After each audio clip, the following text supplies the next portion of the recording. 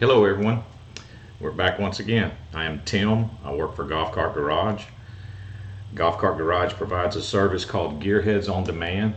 That service is where you can schedule a call with me to discuss your golf cart related issue. You can talk to me one-on-one. If you're interested in talking with me about a problem you may be having with your golf cart, maybe I can help you, maybe I can help you save some money, click the link in the description. That'll take you to the scheduling page. At the time, this is a free service that we offer. It's been very successful. Don't know how much longer it's going to stay free, but at this point it is a free service. This is Tuesday, September the 20th today, noon Central Time. We go live now twice a week. We go live on Tuesdays and Thursdays. So Tim, Tuesdays and Thursdays. We go live at 12 noon Central Time on Tuesdays and Thursdays. We're live right now on Facebook and YouTube at the same time. This is episode 57. And we come here every Tuesday and Thursday, and I just go over a few scheduled questions that we've collected from the chatters, the emailers, the people that call up Golf Cart Garage. We get a lot of phone calls and a lot of communication with customers every single day. So we come here twice a week, and I try to go through some questions, and hopefully we'll interact with some live people that are watching in the live. If you're watching in the live, please feel free to ask a question or just say, "What's up, Tim? Tell me about your golf cart related issue." Might be able to help you there. Let's see. The garage is now open, so let's get started with these regular questions, and I'll check the live chat as we go along. Just a short session today.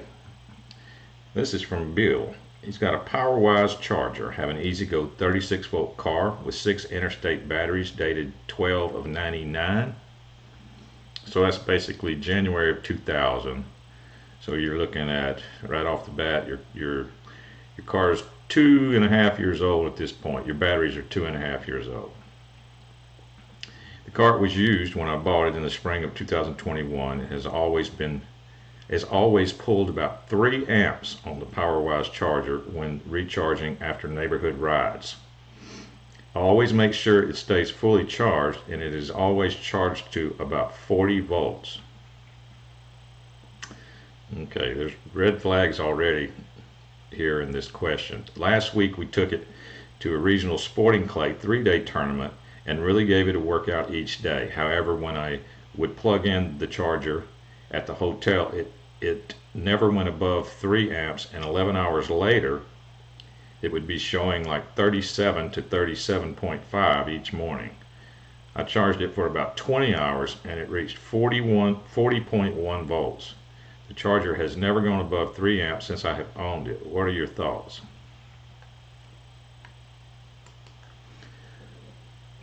Well, my thoughts are, Bill, you've got an issue with either the charger or your batteries, one or the other. Let me explain what normal operation would be for your car. This would be the normal operation with that charger that you mentioned. You would plug that charger into your EZGO, and this is even after you had done a neighborhood ride or you had done a 3-day sporting clay event. If you had done either one of those, you plug that charger into your EZGO. There's a slight delay. That needle should jump way over to like 20 amps right off the bat, right when it first starts charging, 20 amps. Now, depending on how low the battery pack is or how depleted the battery pack is, it's going to determine how soon it comes off of that 20 amps and starts slowly dropping. When it gets down to about 3 amps or even less, it'll get close to 0, and it'll hold there for a little while until it senses that no voltage is changing in your battery pack anymore. That's when the charger says, okay, it must be full, and it shuts off completely. That would be normal operation. Now, I would want you to eliminate the charger as having an issue. Put it on someone else's cart and see if it only goes up to 3 amps like you were describing, because it should go way over to 20. You either have a faulty amp gauge or your charger is putting out half power, is what the deal is, and you have a bad diode in it. That charger has 2 diodes, and I've seen them put out half power because one of the diodes is bad. That could be your issue, but that could be cleared up real quick by putting it on someone else's car. Now, your voltage that you said that it was doing, I need to know if you're talking about while the charger's running, that's when you took the voltage and it only got up to 40 volts. If so, then I know there's something wrong with your charger, because your car should charge up with the charger running at around 3 amps or less, somewhere in that area. You should get up to about 46, 47, maybe even 48 volts on a 36 volt car before it shuts off. It doesn't sound like to me that you're getting a full charger if your charger is actually working correctly, but I have a suspicion that it's not, so you might want to put it on someone else's car. Okay. Number 2. Our charger stopped working. Got a new relay and replaced it. All the prongs tested, they were getting power, but when I plug it up to the golf cart, no hum or voltage. All connections under the seat look good. I see 2 fuses and they're looking good. Anything else we can do?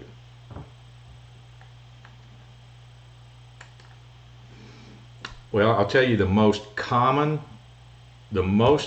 reason that a charger will not come on when you plug it into your golf cart. I've had this question many times. I've taken many phone calls from my existing customers or from people that I have sold golf carts to or over the years. The most common reason that a charger will not come on is because the voltage in the battery pack is too low. Chargers are DC voltage activated. That relay that you're talking about, that's a DC relay. All right, that's connected into the circuit, into the cord that you plug into your golf cart. When you plug that cord into your golf cart, it has to sense a certain amount of volts in that battery pack for that relay to click to turn the transformer on and to get everything starting to go. That's the most common reason. So I don't know if that's your problem. There's other reasons that the charger won't come on, but that's the most common one. So you check your battery pack voltage is what I'm saying. Number 3. Batteries are only a year old and not performing. My 48 volt system is not performing well at all. The batteries are only a little over a year old and I can barely make it uphill. I test the batteries while they were in the cart, positive to negative, and they are about 9.0. I have one though that is 7.4. Is that battery bad? Well, the answer is yes. I don't know, it might not be bad, but it's definitely dead for some reason or another. Even if it was 8.0, it would be considered dead. It would be considered a dead deep cycle golf cart battery. If it was 8, I know it's an 8 volt battery, but there's a big difference between 8.0 and 8.4. You know, it should be sitting there. If it's fully charged 8 volt battery, should be sitting there about 8.4. So yeah, you definitely have an issue. It only takes one battery to cause the symptoms that you're describing, you know, that your golf cart is doing. It only takes one battery to be that low in order to do that. So the answer to your question is yes. That battery might not necessarily be bad, but it is definitely dead for some reason. So you're gonna have to figure out what to do with it, because that's your problem there. Let me go over here to Facebook and YouTube just to see if we got anybody. Doesn't look like we have anybody in the chat, but I'll check back in a minute.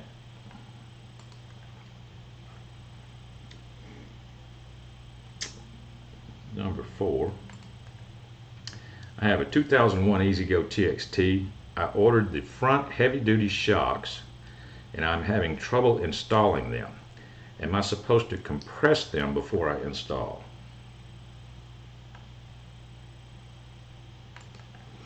No, you're not supposed to compress them. Now, if they're the correct ones for your car, for TXT, this is what, and they're the same length as your old ones, then there shouldn't be a problem in you getting them in. But if there's still a problem, then I would suggest doing this. Obviously, to put the shocks on, you have to, well, you don't have to, but I would raise the front end of the car off the ground, but don't use the axle. Don't put the floor jack on your axle to raise the front end. Put the floor jack on the frame of the car and raise the front end. That way the axle with the 2 tires, the weight of the 2 tires will actually drop down a little bit. That might give you enough room in order to put the shock in. Because over time the front leaf springs on a golf cart, on the EZGO TXT, over time those front leaf springs they get kind of worn out and they get kind of soft. So your car sitting there may have the shock compressed a little bit because of the weight of the car. What I'm trying to do is get you to spread that space out, but if you lift the axle, the space is going to stay the same if you lift on the axle. So put your jack on the frame. That way the axle will drop a little bit and the body will go up. That may give you enough room to put the shock in there.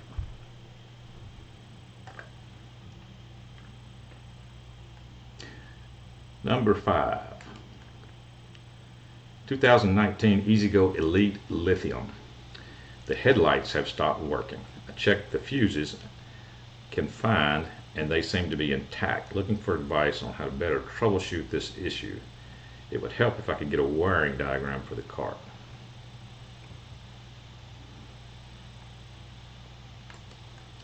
Well, your lights are going to be connected to, I don't know if that's going to be an installed complete light kit that was separate, from the car, or what it is. But either way, your lights are going to be hooked to 12 volts.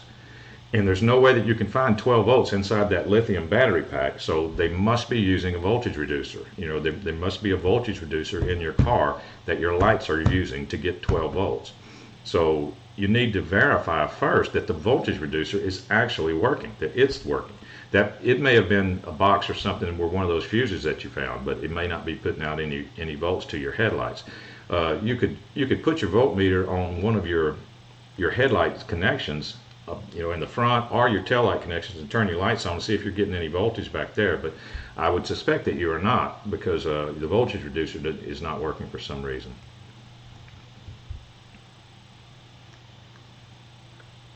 So a wiring diagram of the cart might not do you any good, because it might not have anything to do with the regular wiring.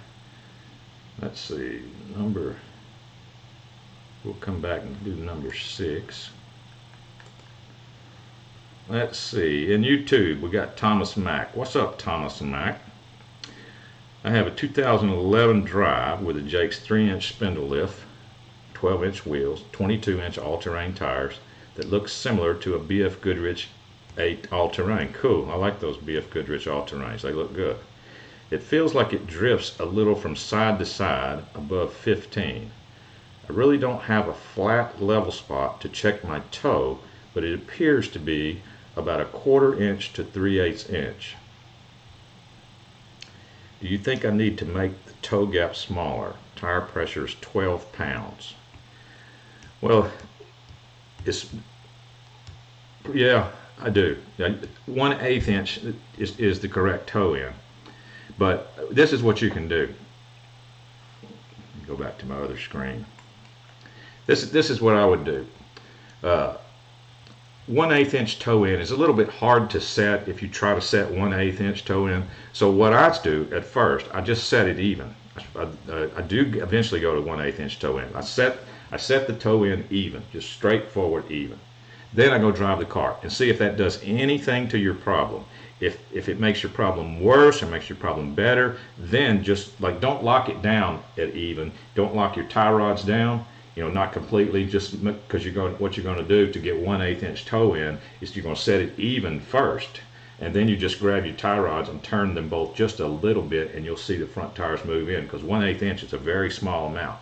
So that's how I would set 1/8 inch toe in. But I'd drive it even first and see how it works, and then put the 1/8 inch in it.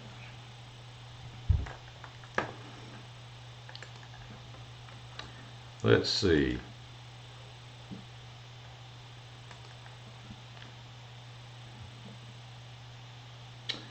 Number 6, that's where we were at. I was trying to see where we were. This is from Ira. Hi Tim, I bought a 2002 club car with new batteries. The charger is a power drive 48.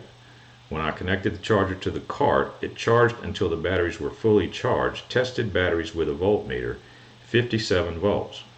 The cart was still drawing 3 amps, and there was a strong smell in the garage after half hour. I cannot find the OBC, and I do not hear a click when I plug charger in.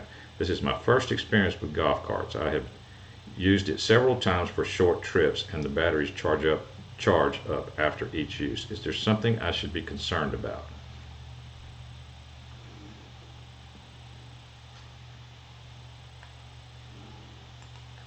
Okay, are the your car with that particular system, that 48-volt system and that charger, your car does have an OBC. It's on the back wall. Your OBC is located, if you'll look at your last battery, you got a first battery positive on one side of the golf cart, that's on the passenger side, and on the driver's side, under the seat, you know, I'm talking about under the seat, your last battery negative cable, if you'll notice, it doesn't connect to another battery. It goes through the back wall. Well, that spot that it goes through the back wall, there's a hole right there. That hole is right in the middle of the OBC. So it's on that back wall, cable goes through it, right through the middle of it. There's a hole in it just for the cable to go through. And your 57-volt thing, you have to understand, that car could charge up to 60 something volts, like 61 or 62. It could go that high before it shuts off. So you need to make sure that you let it charge at least 16 hours before we start getting to the OBC as being a problem. My suspicion is that you just hadn't let it charge a full golf cart, a full charge cycle yet. And as far as the smell goes, that is relatively normal to have a smell in the garage as batteries get to the end of the charge cycle. It is a chemical process, it's a chemical reaction going on. So it is normal. That's why I used to tell customers to raise the seat, you know, when they charge their golf cart, especially if your golf cart's really dead and it's going to take a long time to charge. Raise the seat up, like put a basketball under it or something, just to help with the venting, just so that, you know, the air could get to it. Let's see, number 7. This is from Greg. I have a 2007 Freedom SE, and just recently the electrical system is acting strange. The cable from the positive battery post going into the controller box gets extremely hot when I run for a while. My batteries are 2 years old, and I replaced all those cables when I bought the new batteries. I did not replace the positive and negative cable going into the control box.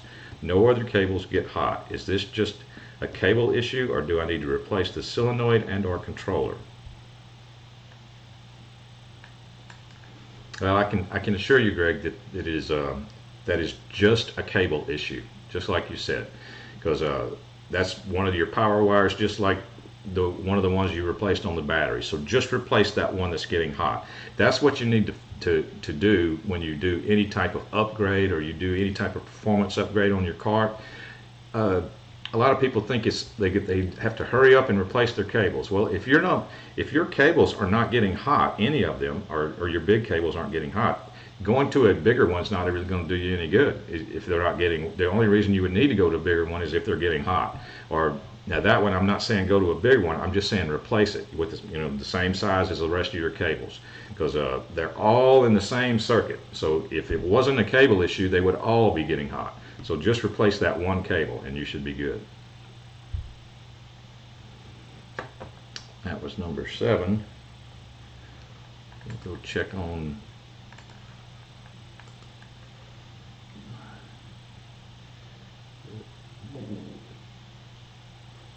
Thomas Mack says thank you. Thank you, Thomas, for participating in the live.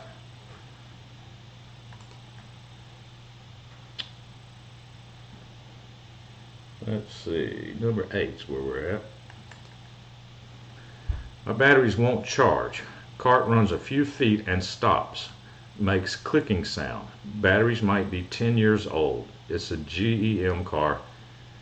I am not mechanically inclined.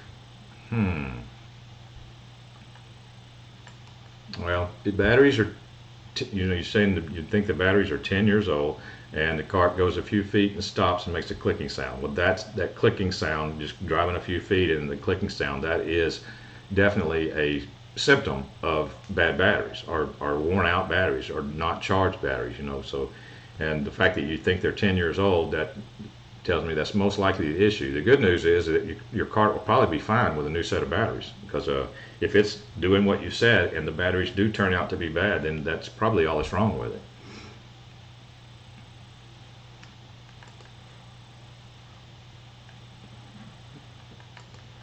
All right.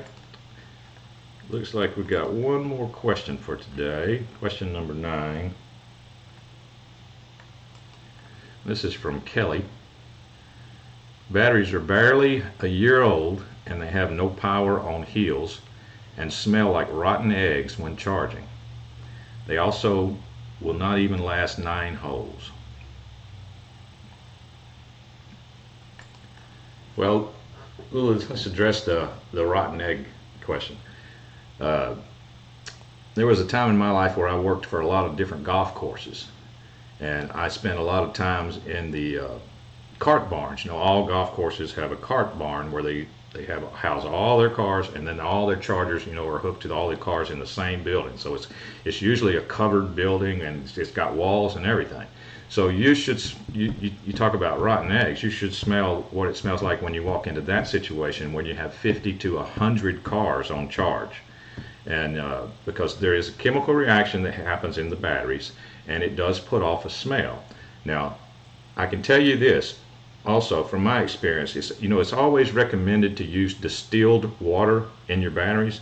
Distilled water has an absence of minerals. That's why they want you to use distilled water, is because it does not have minerals and stuff in the water. Now, I've gone through several brand new sets of lead acid batteries, and I've always used distilled water, and I've never experienced a smell that was so strong that I thought it was abnormal. Now, at the golf course, they don't always have time to use it. Lower end golf courses, they don't always have time to use distilled water. They just take whatever they got, the water hose.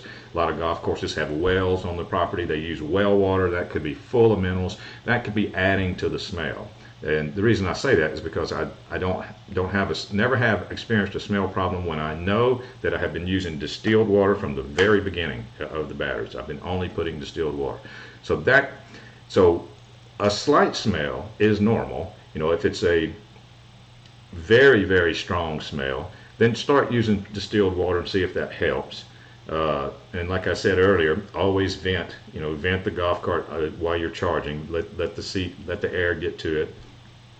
Let's see, what was the second part of your question? It was, and they will only last 9 holes. Well, you could have a battery issue that's causing them to you could have one that's blocking the charger from actually being able to charge it and trying to charge the whole pack at once, but you've got one that's holding it back, so it might be overcharging and it might be increasing to your smell too. And the fact that it only goes 9 holes leads me to believe that you need to have them tested anyway. So take voltmeter readings off of each one of those batteries. While it's on charge, take a reading off of the entire pack. Like I was telling earlier, it should be up, if it's a 36 volt car, it should be up to almost 48 volts before the charger shuts off. If it's a 48 volt car, it should go it could go 60 volts or a little bit more before it shuts off. But you should definitely be able to make it more than 9 holes if your batteries are good. Okay. Looks like that's going to be it. We're just doing short sessions now since we started going 2 a week. We just do little short question and answers and usually participate with people in the live like we did today with Thomas Mack. So just remember, I am Tim, and Gearheads on Demand is the service that we offer where you can schedule an appointment with me. If you're interested in that, click the link in the description. That'll take you to the scheduling page. You can schedule a phone call with me where I'll call you. We can talk about your golf cart related issue. I can also just send you a link to your phone where you just hit the link, and then I'll be able to see through your camera on your phone, and I can see what you're pointing at if you feel like it's something that I need to see in order to be able to help you. Otherwise, a phone call is usually just as good. So whichever one you need. If you're interested in that, click the link in the description. That was episode 57. We will be back on Thursday. We'll go live this Thursday, not tomorrow, but the next day. That would be 21st, 22nd. That'll be Thursday the 22nd. We'll be live again, noon Central Time, in case anybody wants to join in the live chat. Please feel free to join me on Thursday. We will see y'all next week. The garage Thursday, not next week. Garage is now closed.